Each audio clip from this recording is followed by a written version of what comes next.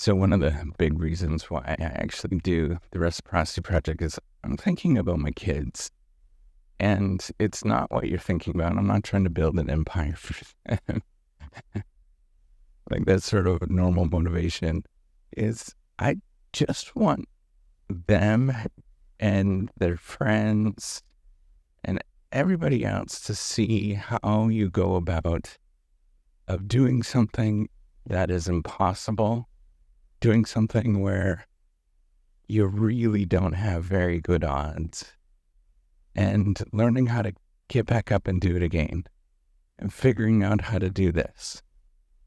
Right? I have this sort of view that maybe in 20 years, or I even think like my great grandchildren will listen to this and they'll say, well, how the hell do they do that? And what they'll hear is, I just got up every day, tried to do a little bit of work on the Reciprocity Project every day, trying to just keep working at it, keep going, keep trying, so that I am providing as much value as I possibly can with the resources that I have on hand, and scratch and claw my way to build something that helps a lot of people. And that's all I think about. It's like, how can I help as many people as I possibly can at scale without breaking the bank, and doing this so it's possible, right? And figuring that out. What is that possibility that is so insane? And everybody looks at this hard problem and says, I can't do this, I can't fix this. I want you to just do real simple exercise and you'll understand what I'm talking about. Just look up how do PhDs feel or how do researchers feel, and you'll just get berated from the internet, from all this negativity. And like, oh my gosh, why? Right? Like, why do people feel that way? And, in my perspective, I'm sort of addressing some of the hard challenges that I possibly can in as open and as freeing and authentic as a way as I possibly can, so that you feel good. If you're listening to this every day, you'll feel like, yeah, I could do this. It's going to be my thing.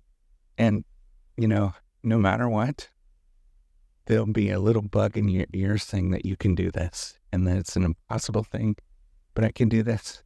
And not only can I do this, but I'm going to try to change my perspective so I'm happy and I'm enjoying it and I'm smiling along the way as best as I possibly can. And so with that, like, you have to be optimistic and you have to be delusional. I am very well aware that this is delusional. Building this whole little world, one little step at a time, building a software platform by myself right now, like figuring out how to do this thing. Now, it's not just by myself. I have a great team that's put together now with, a development team in India, but it's just one little step at a time, right? Like figuring this stuff out. And oh, by the way, I'm deeply thankful for them. But, it's one little step at a time, one little thing, figuring out how to jump off that cliff without panicking too much, and figuring out like, I can do this. I could take one little step. And that's what I imagine is somebody, maybe it's a long lost relative that's just not feeling it at this time. And they'll realize like, oh man, who the hell is this giant mess? And he's able to keep doing this and getting back up. I think about that a lot. What does it mean to just do something where people see normal people doing and building and creating.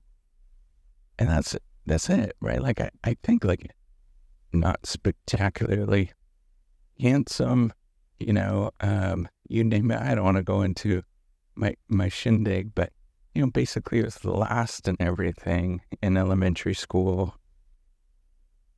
from a small little dinky town in the middle of nowhere. So I have that feeling. It is deeply, deeply ingrained in me of being like the last person. And so I push back against that and I say, screw you to the rest of the world. You're not going to label me as the last person. We're going to get going. We're going to try and we're going to make something. That's right. I just want everybody to hear that. I know that only a small number of people are going to hear this right now, but over generations, there'll be people that'll hear this. They'll listen to this and they'll change their mind. They'll get back up and they'll do it again. They'll figure it out. And my goal, my idol, and I know it's just nuts. Is like Walt Disney, right? Like thinking about who is this person that created something that people just love. And what does that look like? Can I do the same thing within the scientific research community where people fall in love with these characters, where they fall in love with getting back up and doing it again and just exploring as if they're a little kid? It's pretty cool, I think. And I know it's insane, but a little bit of insanity is pretty good for you. I think, what the hell is this world all about if you don't have a little bit of insanity? You got to be a little bit of that person on the street corner, being a little strange, kind of fun. It's a little bit freeing. But I encourage you to get back up, do it again, have fun, enjoy it. Today isn't going to be one of those days where it's going to be a grind just like every other day. But you get back up and you go one more day. And you just make it happen. It's going to be one of those days. Can't wait. All right. Take care and have a wonderful day.